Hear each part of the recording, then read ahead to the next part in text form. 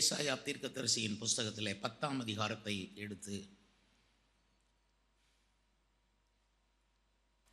24ஆம் வசனத்திலிருந்து 27ஆம் வசனம் வரைக்கும் எல்லாரும் சேர்ந்து வாசித்து பின்னர் நீங்கள் அமரும்படி உங்களை கேட்டுக்கொள்கிறேன். வாசிக்கலாமா? ஆகையால் சீயோனில் வாசமாயிருக்கிற என் ஜனமே, அசீரியனுக்கு பயப்படாதே.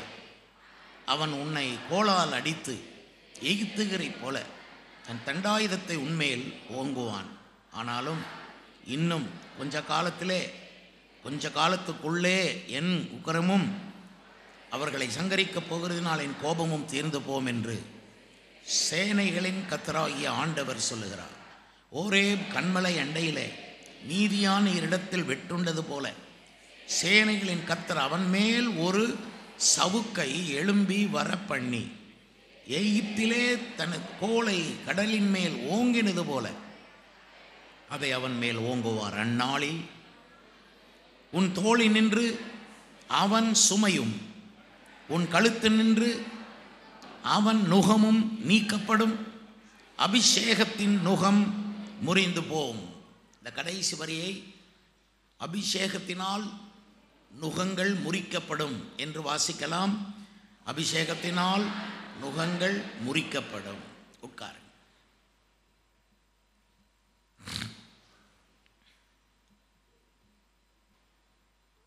கவனமா இந்த வசனங்களை கவனிங்க. ஆதலால் சீயோனில் வாசமாயிருக்கிற என் ஜனமே, அசீரியனுக்கு பயப்படாதே. இதுதான் இன்னைக்கு செய்தியினுடைய தலைப்பு. சீயோனிலே வாசமாயிருக்கிற தேவ ஜனமே. ஆண்டவர் சொல்றார் என் ஜனமே சொல்றார்.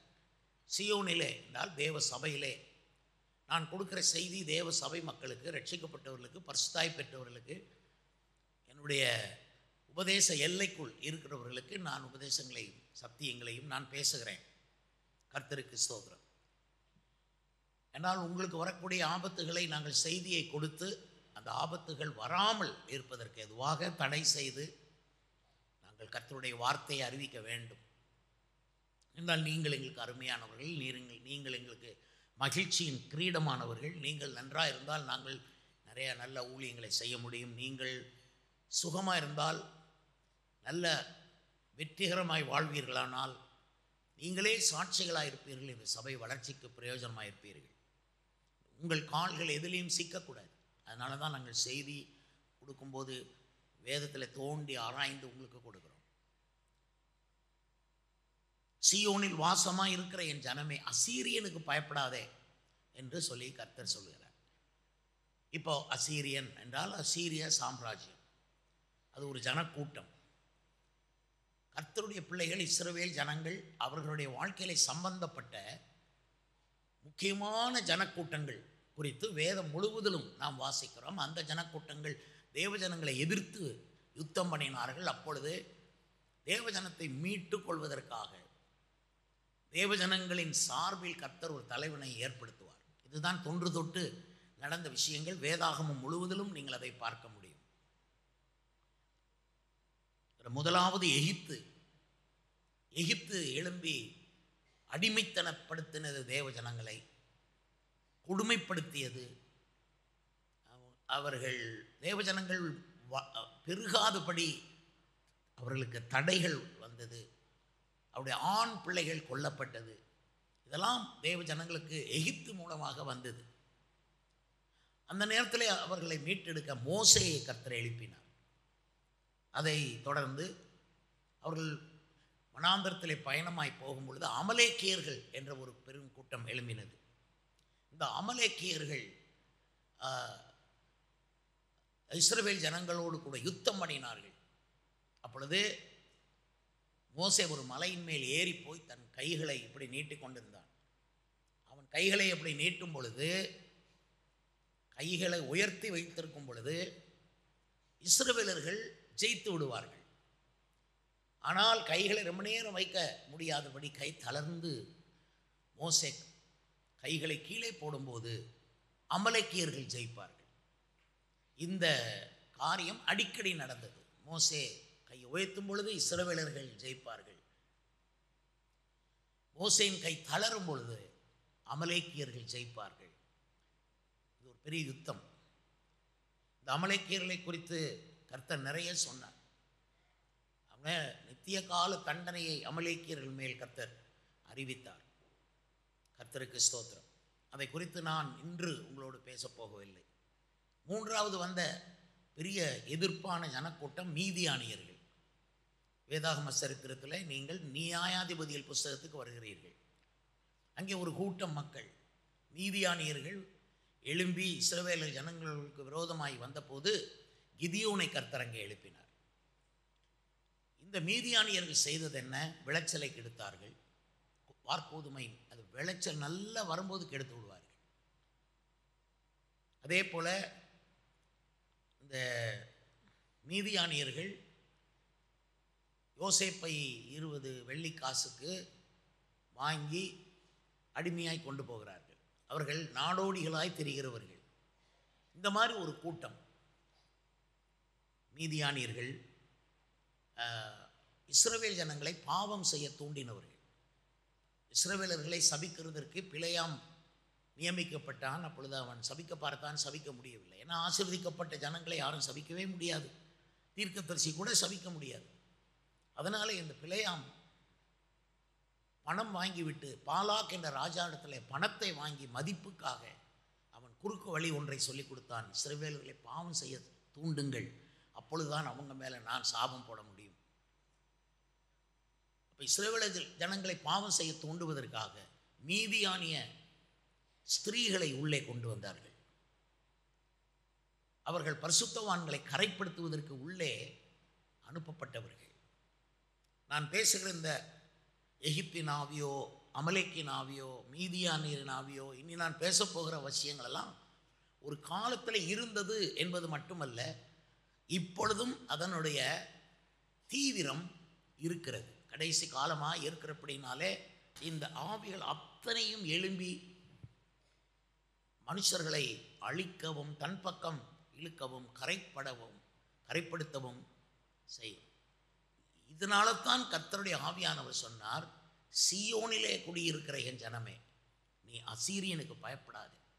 அப்போ எகிப்து, அப்புறம் அமலேக்கியர்கள், அப்புறம் மீதியானியர்கள், அப்புறம் சீரியர்கள் அவர்கள் முற்றுகை போட்டார்கள். சமாரியா பட்டணத்தை அவர்கள் முற்றுகை போட்ட போது யாரும் உள்ளே போக முடியாது, யாரும் வெளியே போக முடியாது. விலை கூடி போனது, பஞ்சம் பயங்கரமானது. அது கடைசியிலே ஸ்திரீகள் தங்களோட பிள்ளைகளையே கொன்று பிள்ளைகளையே புசித்து சாப்பிடக்கூடிய அளவுக்கு பஞ்சமானது கூடி போனது சமாரியாவில். இது ஒரு முற்றுகை இடும் ஒரு ஆவி, செயல்பட விடாமல் தடுத்து ஒரு சிட்டி, ஒரு பெரிய பட்டணத்தையே செயல் இல்லாமல் முற்றுகை போட்ட ஒரு ஆவி இது. கடைசி நாட்களிலே இது தனிப்பட்டவர்களை தாக்கக்கூடியதும் சபைகளை தாக்கக்கூடியதும் இருக்கிறது. தனிப்பட்டவர்கள் செயல்பட முடியாமல் ஸ்தம்பித்து போகக்கூடிய அளவிலே அவர்கள் முன்னும் போக முடியாது, பின்னும் போக முடியாது. அவர்கள் எந்த திசையிலும் போக முடியாத அளவுக்கு ஸ்தம்பித்து சிக்கி போய் முன்னேற்றம் இல்லாமல் முற்றுகை போடப்பட்டவர்களைப் போல இருக்கிற ஒரு தன்மை. கர்த்தருக்கு ஸ்தோத்திரம். இதுதான் சீரியர்கள் செய்தது. அப்பொழுது கொடிய பஞ்சம் ஏற்பட்டது.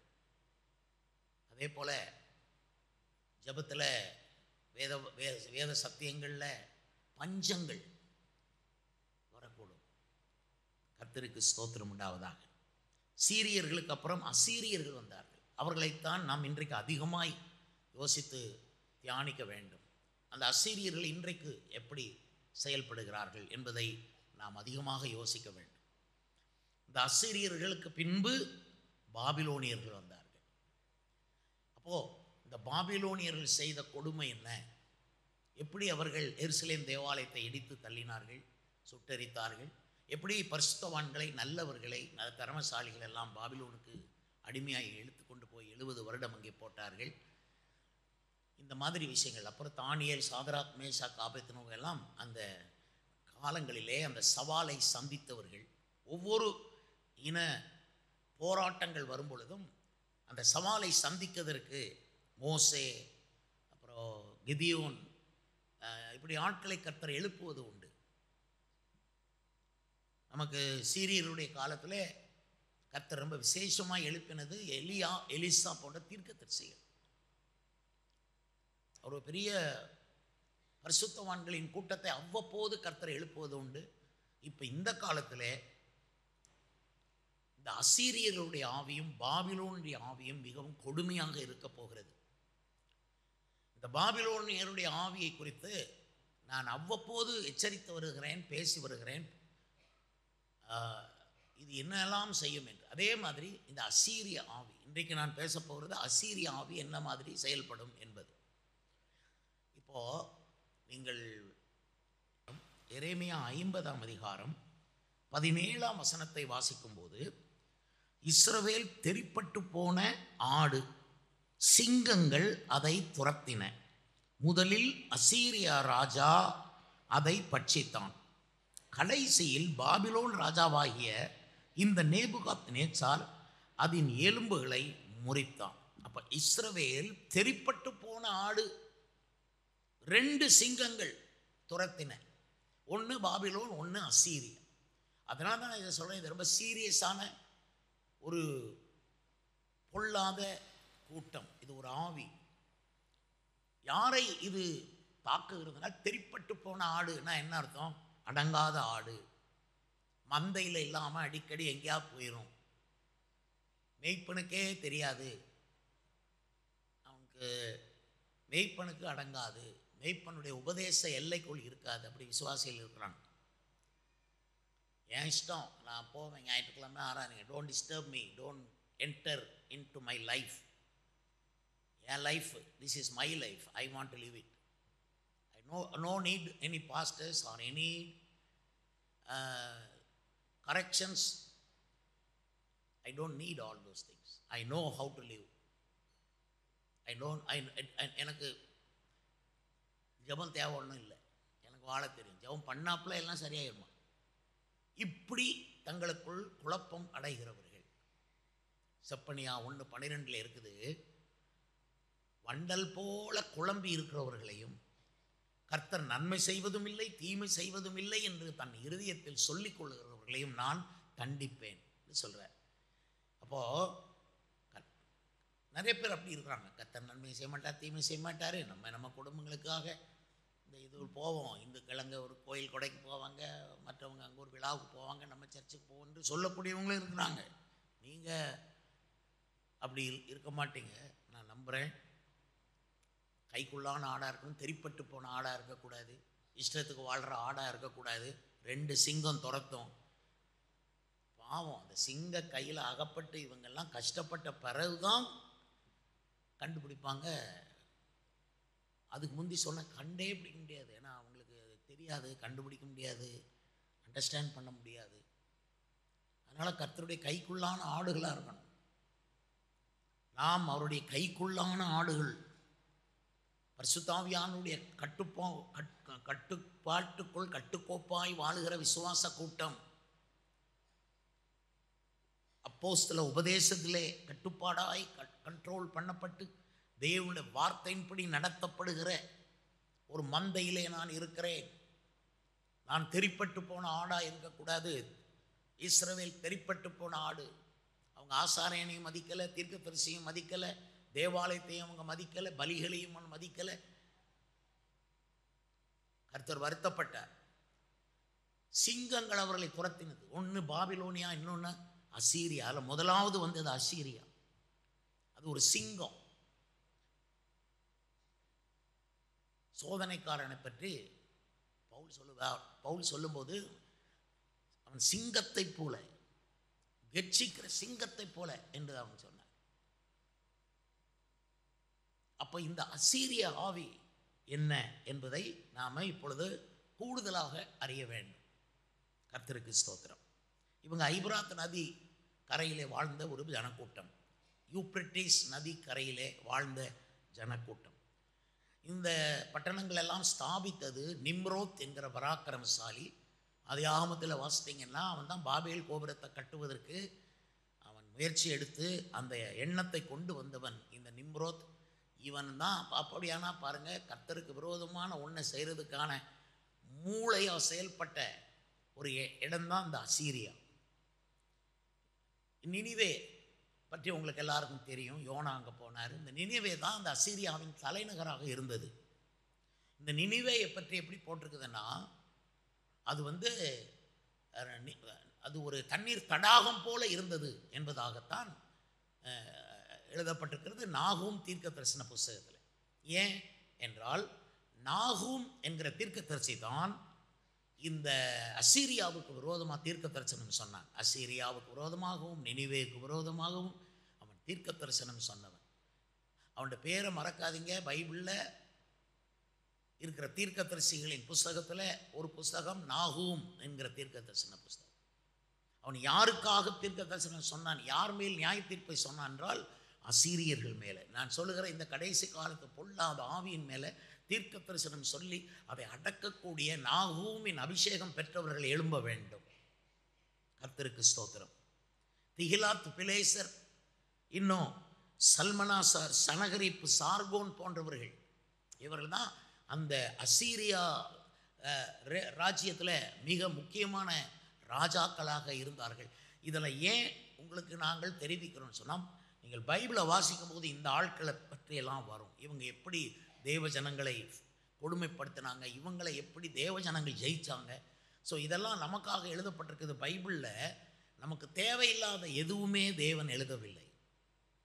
எது ரொம்ப தேவையோ அதை தான் எழுதியிருக்கிறார். அது தேவ புஸ்தகம். ஒரு மேடை இருந்தது. அந்த மேடையிலே 2 பிரசங்கியார்கள் பிரசங்கம் பண்ண வேண்டும். பெரும் கூட்டம் மக்கள் வந்திருக்கிறார்கள். முதல் பிரசங்கியார் 1 மணி நேரம் பேசினார். பேசுகையில் அவர் சொன்னார், வேத புஸ்தகத்தில் தேவனுடைய வார்த்தைகளும் உண்டு என்பதாக பேசினார். அவர் பேசி முடித்து உட்கார்ந்த உடனே 2வது பிரசங்கியார் வந்தார். அவர் வந்த உடனே என்ன சொன்னார் என்றால், கடந்த 1 மணி நேரம் பிசாசு சாத்தான் இந்த மேடையில் உலாவிக் கொண்டிருந்தான் என்று சொல்லிவிட்டு 2வது பிரசங்கியார் சொன்னார், வேத புஸ்தகத்தில் தேவனுடைய வார்த்தை இருக்கிறது என்று சொல்வது அது சாத்தானுடைய உபதேசம். வேத புஸ்தகம் முழுவதுமே தேவனுடைய வசனம். அது தேவனுடைய வார்த்தை. அதில் இருக்கிற ஒவ்வொரு எழுத்தும், ஒவ்வொரு புள்ளியும், ஒவ்வொரு கமாவும், அதன் எழுத்தின் ஒரு உறுப்பாகிலும் ஒளிந்து போவதில்லை. முழுவதும் தேவனுடைய வார்த்தை. ஆனால் முதல் பிரசங்கம் பண்ணவர் பைபிளில் அங்கங்கே கொஞ்சம் தேவனுடைய வார்த்தை உண்டு என்பதாக பேசினார். அதுதான் பிசாசனுடைய வேலை. நாம் வேதத்திலே இருக்கிற ஒன்றும் தேவையில்லாமல் எழுதவில்லை. இந்த அசீரியனை குறித்து எவ்வளோ எழுதியிருக்கு. சும்மா தேவையில்லாமல் எல்லாம் உங்களுக்கு சொல்லிட்டு இருக்கிறது. அப்படி சொல்லுவாரா அவர்? உங்களுக்கு எது தேவை, எது உங்களுக்கு விரோதமாக வரும்னு தெரிஞ்சுதானே இதெல்லாம் சொல்லியிருக்காரு.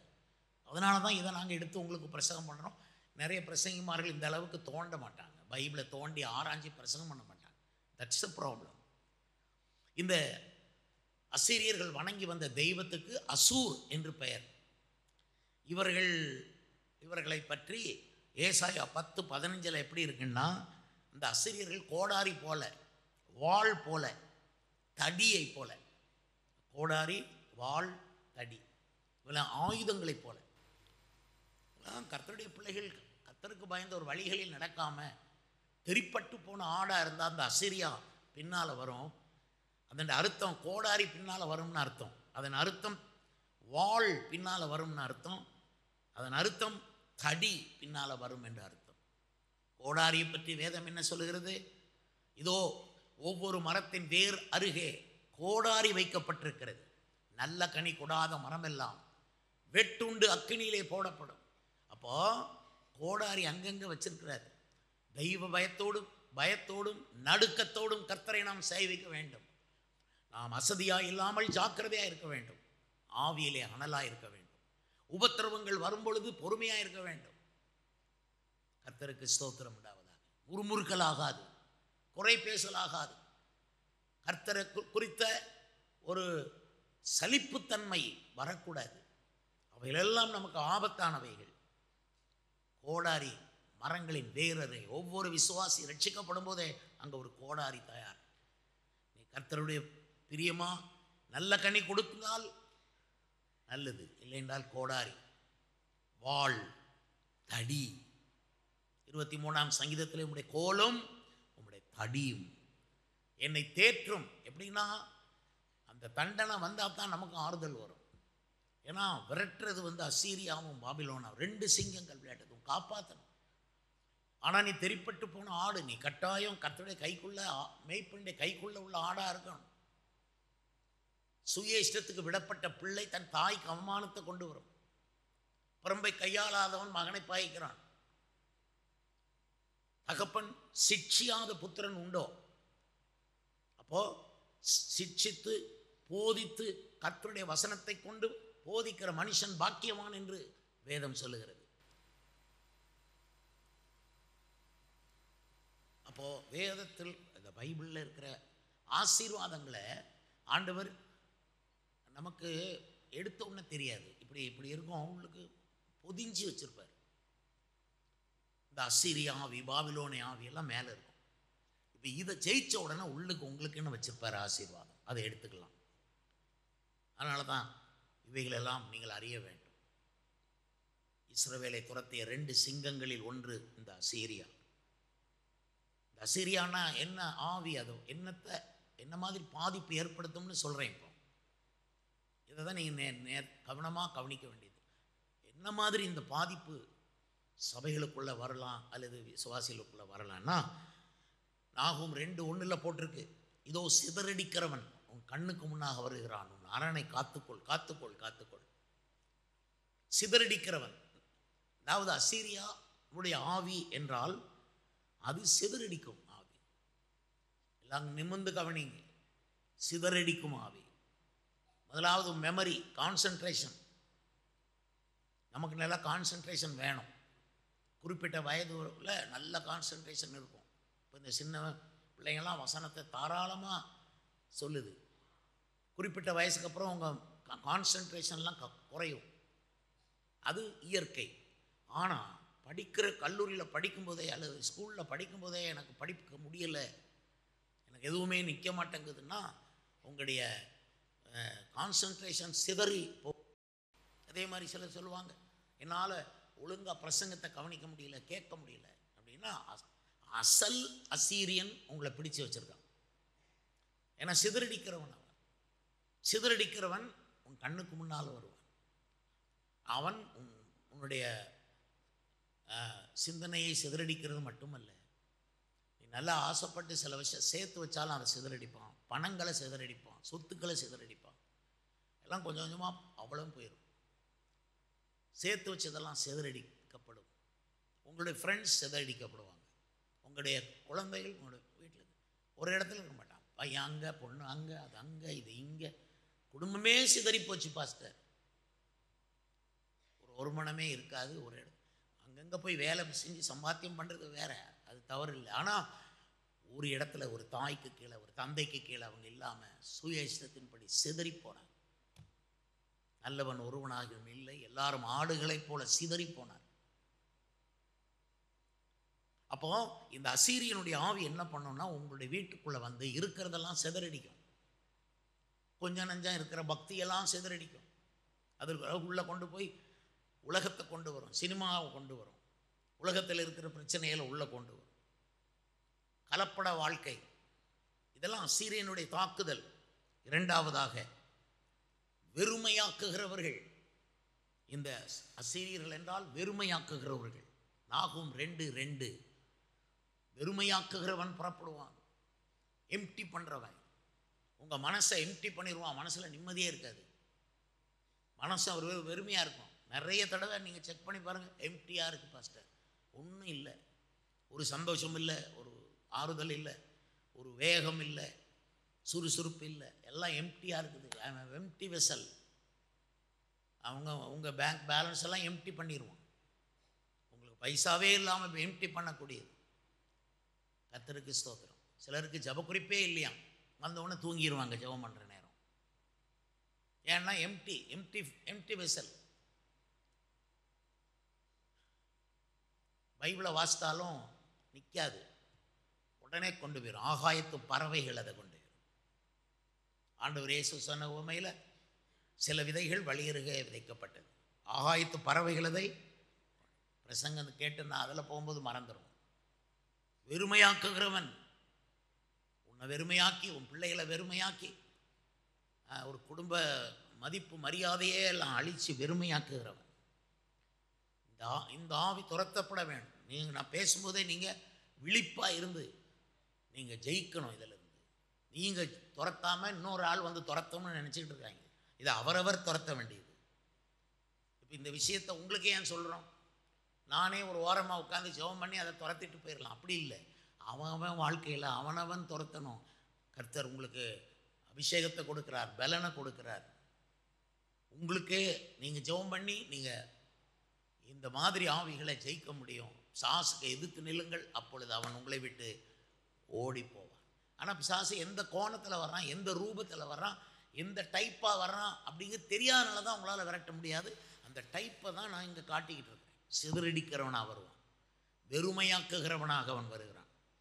நாகூம் 1:10 வாசித்து பார்த்தால் அவன் சன்னல் பின்னலான முச்செடிக்கு ஒப்பானவன் என்று சொல்லியிருக்கிறது.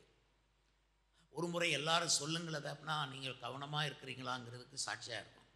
சன்னல் பின்னலான் ஒரு முச்செடிக்கு சமானம். சன்னல் பின்னலான்னா ஒழுங்காக வளராத முச்செடி எப்படி வளரும்? தாறுமாறாக வளரும். ஆனால் மற்ற நம்ம வீடுகளில் அதில் இருக்குது அதெல்லாம் நம்ம என்ன பண்ணுவோம்? களை பிடுங்கி கிளை நறுக்கி ஏன்னா க்ளீனாக ஆக்கி அதில் உள்ள தேவையில்லாதெல்லாம் வெட்டி எடுத்துருவோம், சுத்தமாக வைப்போம். நீதிமான் வந்து முச்செடி போல் வளருவான்னு பைபிளில் சொல்லலை. நீதிமான் எப்படி வளருவானா? பனையை போல செழித்து லீபனோனில் உள்ள கேதுரு மரத்தை போல் ஓங்கி வளருவான். கேதுரு மரம் வந்து ஸ்ட்ரைட்டாக ரொம்ப ஓங்கி, அந்த கேதுரு மரத்தை கொண்டு தான் அவங்க பெரிய பெரிய பில்டிங்ஸ் போடுவாங்க. அவ்வளோ ஸ்ட்ராங், வைரம் பாய்ந்த மரங்கள். கர்த்தருக்கு ஸ்தோத்திரம். அப்படி நேராக வளராமல் முச்செடி மாதிரி தாறுமாறா நிறைய கிறிஸ்டியன்ஸ் பாருங்கள், விசுவாசிகள் நாங்கள் பார்ப்போம். உங்களை வளர்ச்சி எப்படி இருக்குன்னு பார்ப்போம். நேர்மையான வளர்ச்சியாக நீங்கள் தாவீது நாளுக்கு நாள் பலப்பட்டான், வர வர விருத்தி அடைந்தான். க்ளீனாக வளர்றீங்களா? உபதேசத்தில் வளர்றீங்களா? பரிசுத்த சபையில் நீங்கள் எல்லோரும் வளரணும். சின்ன பிள்ளை மாதிரி இருக்க வாய்ப்பே கிடையாது. 3 வருஷம் ஒரு சபையில் இருந்தீங்கன்னா வளர்ந்து ஆகணும். சின்ன பிள்ளை மாதிரி வாழ முடியாது. சிலர் வந்து சபையில் இருப்பாங்க, ஆனால் தாறுமாறாக வளருவாங்க. யாருக்கும் அடங்காமல், கீழ்ப்படியாமல், ஒரு உபதேசமும் இல்லாமல் கட்டுக்கோப்பாக வளர மாட்டாங்க. முள்ளு செடி மாதிரி வளர்ந்த கடைசியில் எல்லாருக்கும் வேதனை தான். உங்களால் தாய்க்கு வேதனை, உங்களால் தந்தைக்கு வேதனை, உங்களால் உடன்பிறப்புகளுக்கு வேதனை. முள்ளால் யாருக்கு நன்மை உண்டாகும்? நீ வளர்ந்த வளர்ப்பு அப்படி. நீ தப்பாக வளர்ந்துட்ட, நீ முள்ளு செடியாக வளர்ந்து விட்டாய். நீ லீபனோனில் உள்ள கேதுரு மரம் போல வாழ வேண்டியவன். எதுக்காக ஒரு சபையை வச்சிருக்கு? நீங்கள் முள்ளு மரம் போல வாழ்றதுக்கா? இல்லை. மெய்யான திராட்சை செடியாக இயேசுவோடு கூட கொடியாக வளரணும். அங்கே ஆண்டவர் கிளை நறுக்கி களை பிடுங்கி பண்ணுவாரான். கர்த்தருக்கு ஸ்தோத்திரம். திராட்சை செடியில் கனி ரொம்ப வரலைன்னா அவங்க வெட்டுவாங்க. ரோஜா பூக்கள் நிறைய பூக்களை வெட்டுவாங்க. எங்கள் வீட்டு ரோஜா செடியில் நான் தான் வெட்டுவேன். நிறைய முள் கையில் குத்தும். வெட்டும்போது கிட்ட ஒரு 7-8 தடவை முள் குத்திரும். 7-8 தடவை முள் குத்தும். அதை க்ளீன் பண்ணும்போது பாஸ்டர்மார் வந்து உங்களை க்ளீன் பண்ணும்போது எங்களுக்கு முள் குத்த தான் செய்யுது. ஆனால் அது ஸ்லாக்கியமாக நம்ம நினைக்கிறோம். ஆண்டவர் இயேசுடைய கையில் ஆணி குத்திச்ச, இது முள்ளு தானே. நீங்கள் கொஞ்சம் ஒப்ளஜ் பண்ணணும், அடங்கணும், கீழ்ப்படியணும். கைக்குள்ளான ஆடுகளாக இருந்தால் ரொம்ப நல்லது. உங்களுடைய வளர்ச்சியை நாங்கள் சீரான வளர்ச்சியாக ஆக்குவோம். சீரான வளர்ச்சியை பற்றி எங்கே போட்டிருக்கு? எபேசியர் 4 கிறிஸ்து இயேசுடைய வளர்ச்சியின் அளவுக்கு தக்கதாக சபை மக்கள் ஒவ்வொருவரும் வளர வேண்டும். இன்னொரு வசனத்தில் பவுல் சொல்லும்போது ஆவிக்கேற்ற மாளிகையாக வளரணும். நீங்கள் ஒவ்வொருவரும் ஜீவனுள்ள கற்களாக இருக்கிறீர்கள். நல்ல வளர்ச்சி, சீரான வளர்ச்சி இருக்க வேண்டும். முள்ளு மாதிரி வளரக்கூடாது. கர்த்தருக்கு ஸ்தோத்திரம் உண்டாவதாக. 4வது அசீரியனை பற்றி என்ன, அந்த ஆவி என்ன பண்ணும் என்கிறதை நாகூம் புஸ்தகத்தில் 1ஆம் அதிகாரத்தின் 11ஆம் வசனத்தில் வாசித்து பாருங்கள். இது அத்தனையும் அசீரியாவுக்கு விரோதமாய் சொல்லப்பட்ட தீர்க்க தரிசனங்கள். துர் ஆலோசனை சொல்லுகிற ஒருவன் உன்னிடத்திலிருந்து புறப்பட்டான். அப்போது அசிரியா என்றால் துர் ஆலோசனை சொல்லுகிறவன், கெட்ட ஆலோசனை, தப்பான ஆலோசனை, அறகுறை ஆலோசனை, பைபிளில் இல்லாத ஆலோசனை, ஊரில் உள்ள ஆலோசனை, உலகத்தை பிரியப்படுத்துகிற ஆலோசனை, சொந்த பந்தங்களை பிரியப்படுத்துகிற ஆலோசனை, கர்த்தர் வருத்தப்படக்கூடிய ஆலோசனை, வேதத்திலே பைபிளிலே இல்லாத ஆலோசனை, இந்த சபையினுடைய ஒழுக்கத்தை கெடுக்கக்கூடிய ஆலோசனை, ஒரு விசுவாசியினுடைய பிரதிஷ்டை பொருத்தனையை அழிக்கக்கூடிய தப்பான ஆலோசனை, துர் ஆலோசனை. என்றைக்குமே துர் ஆலோசனை சொல்கிறவங்க அந்தந்த காலத்தில் எழும்பி இருந்திருக்கிறாங்க. மோசையோடு கூட 2 பேர் எதிர்த்து 4 பேர் எதிர்த்து நின்றாங்க. யன்னேயும் யம்பரேயும் எதிர்த்து நின்றார்கள் என்று மோசைக்கு எதிர்த்து நின்றார்கள், துர் ஆலோசனைக்காரர். அதே போல் நெகேமியாவுடைய காலத்தில் 2 பேர் எழும்பினாங்க. சன்பல்லாத், தொபியா போன்றவர்கள் எழும்பினாங்க. தப்பான ஆலோசனை. எஸ்தர் காலத்தில் ஆமான் என்கிறவன் எழும்பினான். துர் ஆலோசனை சொல்கிறவங்க கடைசி காலத்தில் தப்பான உபதேசங்களை சொல்கிறவங்க நிறைய பேர் எழும்புவோம். இயேசு கிறிஸ்து வர்றதுக்கு கொஞ்சம் முந்தின காலங்களில் பரிசேயர் சதுசேயர் துர் ஆலோசனை, அவங்க தேவ ஆலோசனையை தள்ளிட்டாங்க, அவங்க சொந்த ஆலோசனையை உள்ள புகுத்துனாங்க. தேவ ஆலோசனை கெட்டு போச்சு. கர்த்தருக்கு ஸ்தோத்திரம். கர்த்தர் கொடுக்குற ஆலோசனை நமக்கு நல்லது. எல்லாரும் இந்த வசனத்தை சொல்லுங்க. நான் உனக்கு போதித்து நீ நடக்க வேண்டிய வழியை உனக்கு காட்டுவேன், உன்மேல் என் கண்களை வைத்து உனக்கு ஆலோசனை சொல்வேன். எவ்வளவு அன்பான தெய்வம். அந்த ஆலோசனை கேட்கறதுக்கு நமக்கு அவரோடு உள்ள ஒரு அன்பு உறவு இல்லையே. கர்த்தர் ஆலோசனையை கேட்பேன் நினைக்கிறேன். அப்போது உங்களுக்கு துர் ஆலோசனை யாராவது கொடுத்துருக்காங்க, நல்ல ஆளுங்க, ரொம்ப உங்கள்கிட்ட ரொம்ப பிரியமாக பேசி தப்பான பாதி நல்ல ஆலோசனை கொடுப்பாங்க, பாதி தப்பான ஆலோசனைகள் போயிடும். கண்டுபிடிக்கணும். நீங்கள் உங்கள் பிள்ளைக்கு வெளியே கூப்பிட்டு போய் தப்பான ஆலோசனை கொடுத்துட்டாங்கன்னா என்ன பண்ணுவீங்க? நீங்கள் எவ்வளோ மோசமான ஆட்கள் வெளியில் அலைகிறாங்க. திருடுறதுக்கு சொல்லிக் கொடுப்பாங்க, கொள்ளையடிக்க சொல்லிக் கொடுப்பாங்க, போதை மருந்து எடுக்க சொல்லிக் கொடுப்பாங்க, தப்பான ஆலோசனை. காலத்துக்கு முந்தி திருமணத்தை பற்றி யோசித்து கண்டவங்க அவனை போ, இவனை பாரு, அவனை பாரு, அவளை பாரு, இவளை பாரு, தப்பான ஆலோசனை.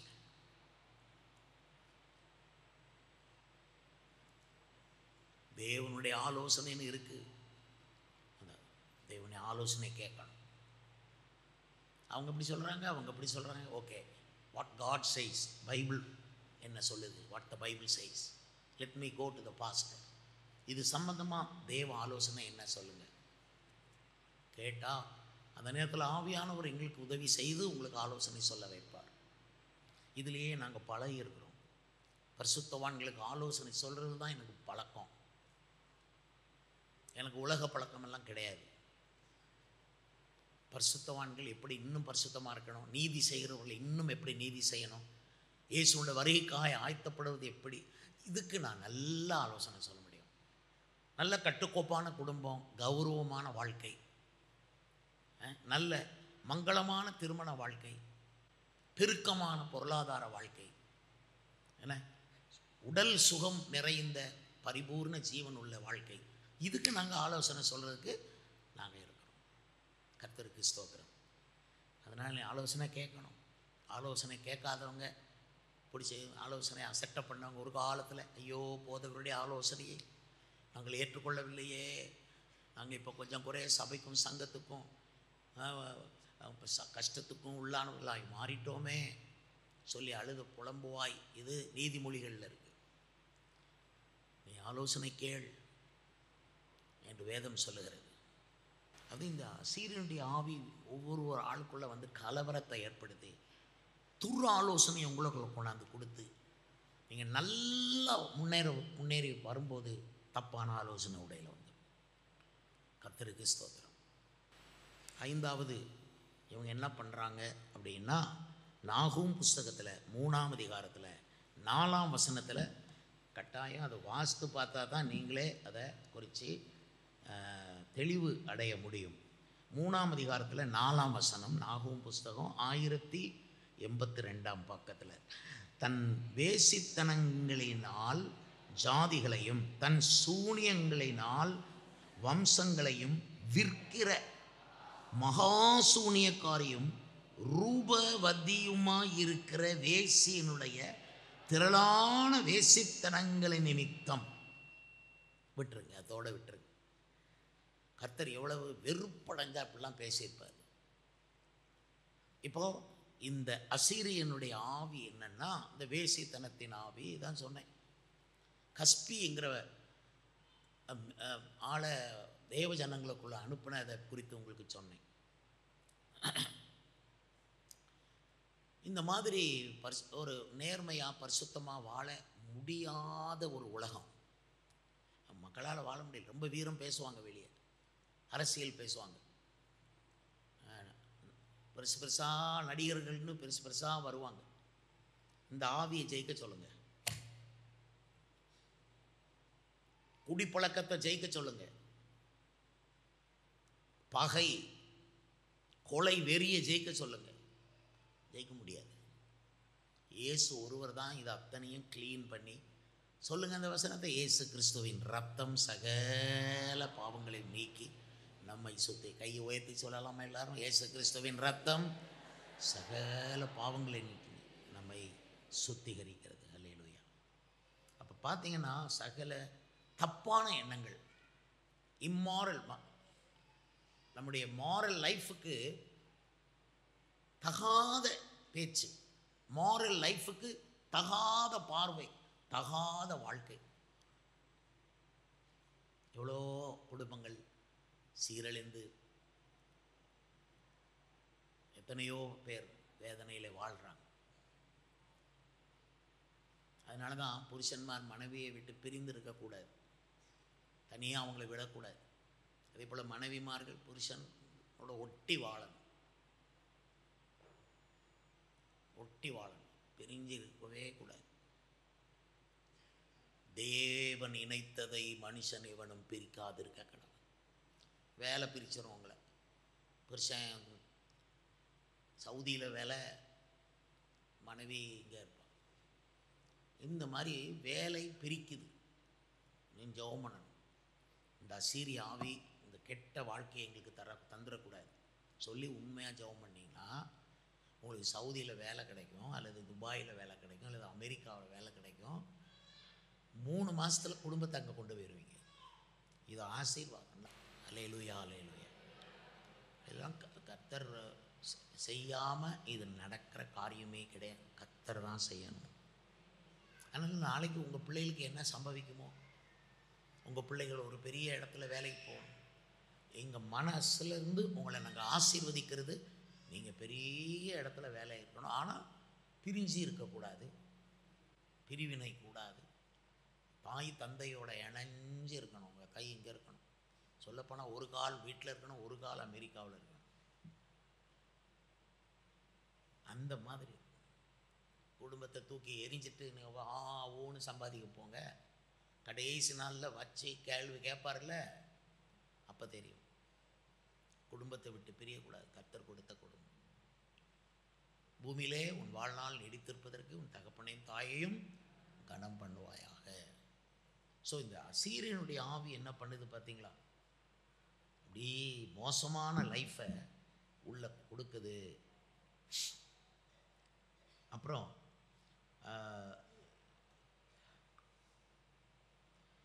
2 ராஜாக்களின் புஸ்தகம் 16:10. இது டேஞ்சரான ஒரு விஷயமாகும். அதனால தான் இதை கட்டாயம் வாசிக்கணும். இது ஒரு டேஞ்சரான விஷயம். 2 ராஜாக்கள் 16ஆம் அதிகாரம் 10ஆம் வசனம் நான் வாசிக்கிறேன். முடிஞ்சால் எல்லாரும் சேர்ந்து வாசிக்கலாம். சரியா? 16:10 வாசிக்கலாமா? அப்பொழுது ராஜாவாகிய ஆகாஸ் தமஸ்குவில் உள்ள அசீரியாவின் ராஜாவாகிய திகிலாத் பிலேசருக்கு எதிர்கொண்டு போய் தமஸ்குவில் உள்ள பலிபீடத்தை கண்டான். ராஜாவாகிய ஆகாஸ் அந்த பலிபீடத்தின் சாயலையும் அதனுடைய சகல வேலைப்பாடாகிய அதன் மாதிரியையும் ஆசாரியனாகிய உரியாவுக்கு அனுப்பினான். ராஜாவாகிய ஆகாஸ் தமஸ்குவிலிருந்து வருகிறதற்குள் ஆசாரியனாகிய உரியா அப்படி கொத்த பலிபீடத்தை கட்டி ராஜாவாகிய ஆகாஸ் தமஸ்குவிலிருந்து அனுப்பின கட்டளையின்படி எல்லாம் செய்தான். கீழே வாசி பார்த்தீங்கன்னா, எல்லாரும் நிமிர்ந்து கரங்களை அசைங்கள், கர்த்தர் நிமித்தமாக கரங்களை அசைங்கள், கர்த்தர் நிமித்தமாக, கர்த்தருடைய வசனங்களின் நிமித்தமாக. ஹல்லேலூயா, ஹல்லேலூயா. ஆகாஸ்ங்கிற ராஜா இருக்கிறான் யூதாவில், கோமாளி. இந்த ராஜா என்ன பண்ணுறான் பார்த்தீங்களா? அவர் எதிரிட்டு வந்துட்டார். ஒரு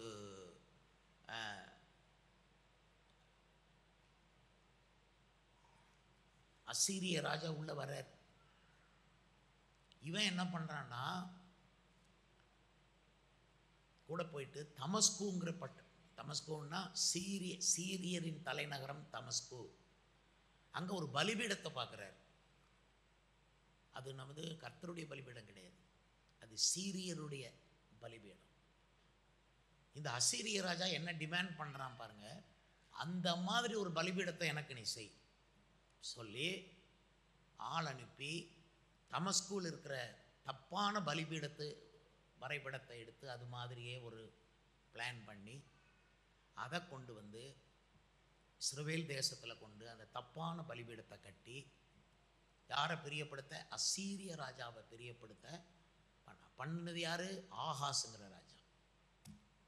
கடைசியில் இந்த ஆகாசுங்கிற ராஜா கால்களில் வியாதிப்பட்டு அந்த வியாதி தீராமல் அவன் இறந்துட்டான். இந்த வியாதி உன்னை விட்டு நீங்காது, நீ ஏறின படுக்கையிலிருந்து இறங்க மாட்ட அப்படின்ட்டு சொல்லிட்டான். கால் நோய், புற்றுநோயோ என்னதோ காலில். அப்புறம் அதில் தான் அவன் இறந்தான். அந்த நேரமும் அவன் பரிகாரிகளை தேடினானே தவிர கர்த்தரை தேடலையாம். ஆகாஸ் பரிகாரிகளை தேடினான். பரிகாரிகள்னா டாக்டர்ஸ். நானே உன் பரிகாரியாகிய கர்த்தர்னு அவர் சொல்கிறார். இவன் வேறு பரிகாரிகளை தேடுறான், நிறைய டாக்டர்ஸை தேடுறான். அவன் பார்த்துருவான், அவர் குணமாக்கிடுவார், இவர் குணமாக்கிடுவார். ஏன்னா எக்ஸ்ரே எடுக்கிறாரு, உள்ளுக்கு நிலமோ பண்ணுறாங்க. நம்பிக்கை, கர்த்தர் மேலே நம்பிக்கை இல்லை. கடைசியில் அந்த கால் உள்ள நோயினாலேயே அவன் இறந்துட்டான். இத்தனைக்கும் வேறு சிலரை கொடூரமாக நடத்தியிருக்கான். அரண்மனையில் கொஞ்சம் பேரை கொடூரமாகவெல்லாம் நடத்தியிருக்கான். அதனால் அவன் காலில் நோய் கொண்டு முடிவு அவன் அதில் தான் இறந்தான் ஆகாஸ். இவன் என்ன பண்ணிட்டான்னா, தமஸ்குவில் இருக்கிற பலிபீடம், அந்நிய தேவடைய பலிபீடத்தை அப்படியே படம் எடுத்து தான் ஊரில் கொண்டு வச்சு யாரை பிரியப்படுத்தினா அசீரிய ராஜாவை பிரியப்படுது. இந்த அசீரிய ஆவி என்ன பண்ணும்னா, ஒரு போலியான ஒரு உபதேசத்தை உங்களுக்கு கொடுக்கும். ஆனால் நீங்கள் உண்மையான உபதேசத்தை பின்பற்றணும். அப்போஸ்தல உபதேசத்தை பின்பற்றணும். போலியான வரைபடம், நம்ம சர்ச் மாதிரியே எல்லாம் கட்டுவாங்க, எல்லாம் அது மாதிரியெல்லாம் பார்க்க வடிவமெல்லாம் சர்ச் மாதிரி இருக்கும். ஆனால் உள்ள உபதேசம் தவறாக இருக்கும். கடைசி காலத்தில் போலி சபைகள்,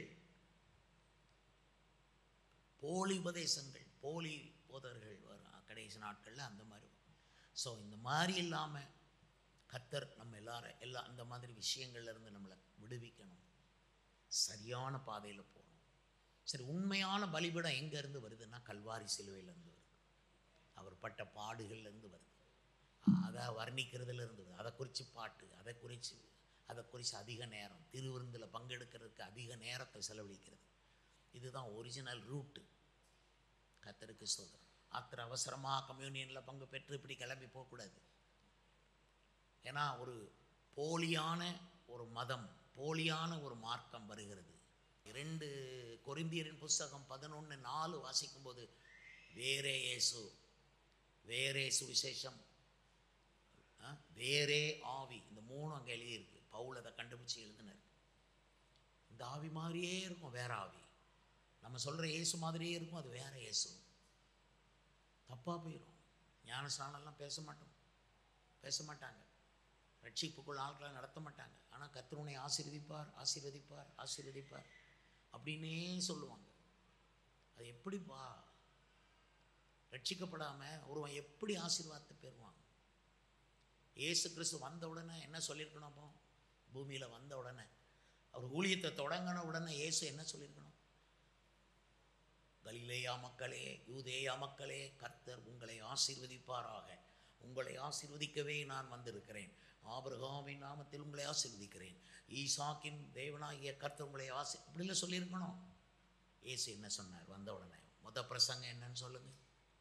மனம் திரும்புங்கள், பரலோக ராஜ்யம் சமீபமாயிட்டு. மனம் திரும்புதல் பேச இயேசு வந்தார். ஓகே, இந்த காலை வேளையில் இந்த அசீரியனுக்கு விரோதமாய் கர்த்தர் எடுக்கிற நடவடிக்கைகள் அப்படின்னு இன்னொரு பெரிய போர்ஷன் இருக்குது. அடுத்த வாரத்தில் அதை குறித்து நாம் அறிந்து கொள்ளலாம். தேவன் என்னென்ன நடவடிக்கை இதற்குன்னு வைத்திருக்கிறார்னு வேதம் சொல்லுகிறது. இப்போ நீங்கள் இந்த ஆவியினுடைய இது எப்படியெல்லாம் அட்டாக் பண்ணுது, அது என்ன நஷ்டத்தை கொண்டு வருதுங்கிறதுல ஓரளவு பார்த்தோம். இனி இதுக்கு தேவன் என்ன நிவாரணம் வச்சிருக்கிறாரு, பரிசுத்தாவியானவர் மூலமாக என்ன நிவாரணம் வச்சுருக்காருன்னு பார்க்கணும். ஒரே ஒரு நிவாரணம் என்னன்னா, 10ஆம் அதிகாரத்தை நம்ம வாசித்தோம் ஏசாயாவில்.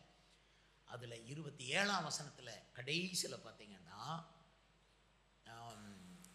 அந்த அபிஷேகத்தினாலே நுகங்கள் முறிந்து போகும். அவனுடைய நுகம் எப்போ முறியும்னா, அபிஷேகம் இறங்கின பரிசுத்தாவின் அபிஷேகம் நமக்கு கொடுக்கப்பட்டால் இந்த நுகத்தை கர்த்தர் உடைத்து போடுவார். அதனால தான் காலையில் அபிஷேகம் வேணும், மத்தியானம் அபிஷேகம் வேணும், ராத்திரி அபிஷேகம் வேணும். ஆவியில் நிறைந்து அபிஷேகத்தில் நிறைந்திருக்கணும். ஒரு சபைக்கு போகிறோம், அபிஷேகத்தில் நம்ம நம்ம நம்ம நம்ம அறிவில் ஜெபம் பண்ணி ரொம்ப கிடைக்காது. ஆவியில் ஜெபம் பண்ணும்போது நம்ம பரலோகத்தில் நமக்காக வச்சிருக்கிற எல்லா ஆசீர்வாதங்களும் நமக்கு வரும். ஆகையால் இந்த காலை ஆராதனைக்கு உங்கள் எல்லாரையும் நாங்கள் மிகவும் நேசிக்கிறோம், பாராட்டுகிறோம். நீங்கள் நன்றாக இருக்க வேண்டும், உயர்ந்திருக்க வேண்டும். இந்த அசீரிய ஆவி எந்த ரூபத்திலும் உங்களுக்குள் நுழையாதபடிக்கு கர்த்தர் காக்க வேண்டும். உங்களுக்கே அந்த அறிவை கர்த்தர் கொடுக்கணும். உங்கள் வீட்டை கொஞ்சம் அப்படி திறந்து வச்சிங்கன்னா உங்களுக்கு பூச்சிகள் வரும், நாய்கள் வரும். உங்கள் இதய கதவை நீங்கள் சும்மா திறந்து வைக்கக்கூடாது, கவனமாக இருந்து அதை பூட்டி வைக்க வேண்டும். ஆண்டவருக்கு ஸ்தோத்திரம். இயேசு கிறிஸ்துவுக்கு மாத்திரம், அவருடைய உபதேசத்துக்கு மாத்திரம் இடம் கொடுக்க வேண்டும், மற்றதெல்லாம் வேண்டாம் என்று சொல்லியிருக்க வேண்டும். நானும் ஜெபம் பண்ணுறேன், உங்களுக்கு எதுவுமே சிதறக்கூடாதுன்னு. நீங்கள் வெறுமையாக்கப்படக்கூடாது, உங்கள் பாத்திரங்களெல்லாம் நிறையணும்னு நான் ஜெபம் பண்ணிக்கொண்டிருக்கேன். சன்னல் பின்னலாக நீங்கள் வளரக்கூடாது, நீங்கள் நேராக வளரணும், நல்ல சீராக வளர வேண்டும் என்று நான் உங்களுக்காக ஜெபிக்கிறேன். துராலோசனை சொல்லுகிற யாரும் உங்கள் வீட்டுக்குள்ளே நுழையக்கூடாது. சொந்தக்காரங்களாக இருந்தாலும் சரி, நல்லவங்களை போல போர்வை தரித்து வரக்கூடிய யாராயிரும் தப்பான ஆலோசனை உங்களுக்கு கொண்டு வரக்கூடாது என்று நாங்கள் திறப்பில் நின்று உங்களுக்காக ஜெபிக்கிறோம். உங்களோட பிள்ளைகள்கிட்ட போய் தப்பான ஆலோசனை யாரும் சொல்லிக் கொடுக்கக்கூடாது, அதற்கெல்லாம் நாங்கள் ஜெபிக்கிறோம். கர்த்தருக்கு ஸ்தோத்திரம் உண்டாவதாக. தவறான சன்மார்க்கத்திற்கு விரோதமான ஆவிகளை எல்லாம் கட்டி நாங்கள் ஜெபிக்கிறோம். கர்த்தர் உங்களை புதுப்பிப்பார், உங்களை பலப்படுத்துவார். நீங்கள் சியோனிலே வாசம் பண்ணுகிற தேவ ஜனங்களாக இருக்கிறீர்கள். சியோனில் வாசம் பண்ணுகிற தேவ ஜனமே, நீ அசீரியனுக்கு பயப்படாதே. ஹல்லேலூயா, ஆமேன், ஆமேன். நீ பயப்படாதே, உன்னை காக்கும்படிக்கு கர்த்தர் உனக்கு வேண்டியதை ஏற்கனவே, இப்போ புதுசாக இல்லை, ஏற்கனவே பிளான் பண்ணி வச்சிருக்கிறார். அதனாலே கர்த்தர் உங்களுக்கு அவ்வப்போது உங்களோடு கூட பேசுவார், உங்களை விடுதலையாக்குவார். ஆமேன். கர்த்தர் இந்த செய்தியை ஆசீர்வதித்தார்னு நம்புகிறீர்களா? உங்களுக்கு இந்த செய்தி கொஞ்சமாவது புரிந்ததுன்னு நம்புகிறீர்களா? நிறைய புரிஞ்சுது. கர்த்தர் உங்களை ஆசீர்வதிப்பாராக. இப்போ நான் உங்களுக்கு ஒரு அற்புதத்துக்காக ஜெபிக்க போகிறேன். நம்ம இந்த உங்களுடைய பல விண்ணப்பங்கள் இருக்கும், பல ஜபங்கள் இருக்கும். இல்லைனா பாஸ்டர் நீங்கள் சொன்னபடி சில விஷயங்கள் வெறுமையாக போச்சு, சிலது எங்கள் குடும்பத்தில் 2 சிங்கங்கள் துரத்துற மாதிரி இருக்குது, இந்த மாதிரி ஏதாவது ஒரு பிரச்சனை இருக்குன்னு வைங்களேன்.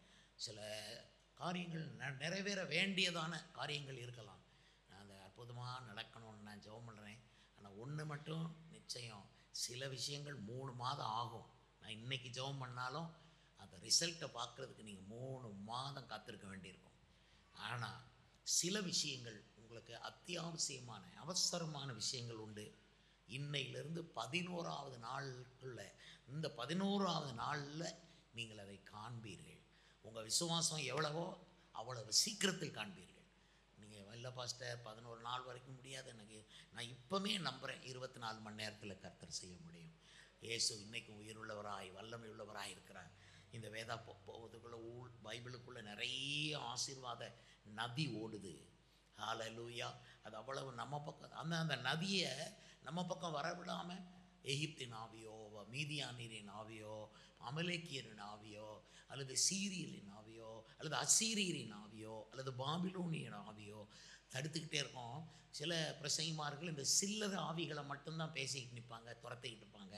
நான் இப்போ சொன்னது மேஜர் ஸ்பிரிட்ஸ், இருக்கிறதுலே மேஜரான விஷயம் பைபிள் நமக்கு சொல்லுது. இந்த சின்ன சின்ன ஆவிகளெல்லாம் ஈஸியாக போயிடும். இதுகள் நிற்கும். இதுகளை துரத்துறதுக்கு உபவாசமும் தேவை, ஜபமும் தேவை. ஆமேன், அல்லேலூயா. இப்போ எல்லாரும் எளிமை நின்று அந்த அற்புதத்துக்காக நான் ஜெபம் பண்ண போகிறேன். ஆமேன், ஸ்தோத்திரம், அல்லேலூயா. தலையெல்லாம் நல்லா உயர்த்தி வச்சுருங்க. நீங்கள் ஆராதனைக்கு வந்தது கர்த்தர் உங்களுக்கு கொடுத்த இரக்கத்தின் ஒரு அடையாளம். இன்னைக்கு கர்த்தர் தான் உங்களுக்கு கைப்பிடித்து கொண்டாந்துருக்கிறார். நீங்கள் போகும்போது சந்தோஷமாக போவீங்க. உங்கள் வீட்டுக்குள்ளே ஒரு பெரிய ஆறுதல் இருக்கும். சரி, எல்லா தலைகளும் உயர்த்தி இருக்கட்டும், கண்கள் மூடி இருக்கட்டும். பாஸ்டர், உண்மையிலே எனக்கு சில அற்புதங்கள் நடக்க வேண்டி இருக்கிறது. இந்த செய்தியும் எனக்கு ஆசீர்வாதமாக இருக்கிறது. அதே போல் எனக்கு சில காரியங்கள் நடக்கணும் பாஸ்டர். அது கொஞ்சம் அதிவிரைவில் நடக்க வேண்டியது இருக்குது. நான் விசுவாசிக்கிறேன். என் அவிசுவாசம் நீங்கும்படி கர்த்தர் தான் என்னை சுத்திகரிக்க வேண்டும். எனக்காக ஜெபியுங்கள் என்று சொல்கிற ஒரு வலது கரத்தை உயர்த்தி கொள்ளுங்கள். நான் உங்களுக்காக ஜெபிக்கிறேன். ஹல்லேலூயா. தலையை நல்லா உயர்த்தி கொண்டு நீங்கள் விசுவாசத்தோட, இப்போ நான் விசுவாசத்தோட ஜெபம் பண்ணி 11 நாளை சொல்லியிருக்கேன். நீங்கள் அதிலும் நல்ல விசுவாசம் 2 நாள்லையும் 3 நாளையும் அந்த அற்புதம் உங்களுக்கு நடக்கும். ஆமென், ஹல்லேலூயா, ஹல்லேலூயா, ஹல்லேலூயா. ஆண்டவரே, தாமதம் வேண்டாம் தகப்பனே. இந்த பிள்ளைகள் துவண்டு போகாதபடி அந்த அற்புதங்கள் சீக்கிரமாய் நடக்கணும். ஆண்டவரே, உங்களை தேடி வந்திருக்கிறார்கள்.